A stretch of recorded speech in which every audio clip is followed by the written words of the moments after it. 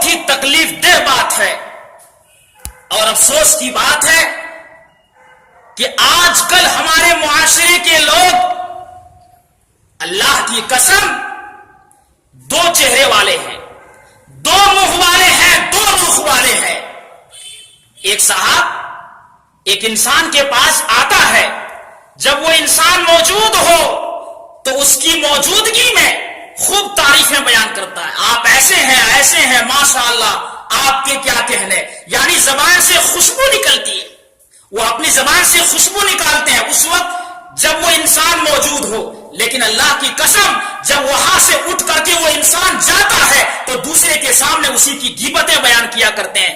وہی زبان، وہی چہرہ، وہی رخ، جس چہرے سے اور جس زبان سے خوشبو نکلا کرتے تھے، آج وہی زبان دوسرے کے سامنے جا کر کے غیبتیں بیان کیا کر رہے ہیں اور اپنی زبان سے بدبو نکال رہے ہیں۔ بدبو، یہ دو چہرے والے، یہ دو رخ والے، یہ دو منہ والے، سن لو، اس کو ہم اپنی زبان میں دوغلا پنی کہتے ہیں۔ کیا کہتے ہیں؟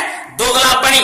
اور وہ انسان جو دو چہرے والے ہوں، جو دو رخ والے ہوں، جو دو منہ والے ہوں، اللہ کی قسم ایسے دوغلا پنی کرنے والوں کو قیامت کے دن پیارے حبیب صلی اللہ علیہ وسلم کا پیارا فرمان ہے کہ اللہ کے نزدیک ایسے لوگ سب سے بدترین لوگوں میں شمار کیے جائیں گے۔ جی چاہتا ہے کہ وہ روایت آپ کے سامنے پڑھ دو، آئیے دیکھتے ہیں وہ کون سی روایت ہے۔ حدیث اس طرح، وعن ابی ہریرہ رضی اللہ تعالی عنہ قال قال رسول اللہ صلی اللہ علیہ وسلم تجد من شر الناس یوم القیامت عند اللہ ذی الوجہین الذی یأتی ہؤلاء بوجہ وہؤلاء بوجہ، رواہ البخاری فی کتاب الادب۔ اس حدیث کو امام المحدثین فی الحدیث حضرت امام بخاری رحمۃ اللہ علیہ نے بخاری شریف کتاب الادب کے اندر لائے ہیں۔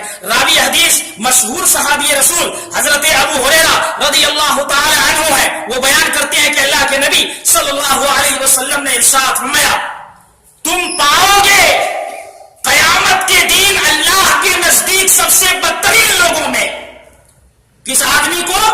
ذل وجہین، جو دو چہرے والے، جو دو رخ والے ہیں، الذی یأتی ہؤلاء بوجہ وہؤلاء بوجہ، جو ایک کے پاس ایک چہرہ لے کر کے آتا ہے اور دوسرے کے پاس دوسرا چہرہ لے کر کے جاتا ہے۔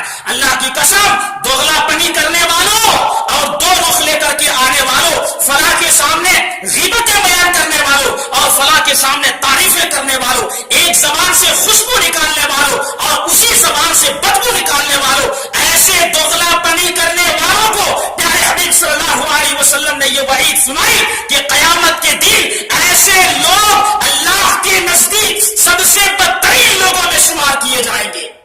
کیا ہم اور آپ یہ چاہتے ہیں کہ سب سے بدترین مخلوق میں اور سب سے بدترین لوگوں میں شمار کیے جائیں؟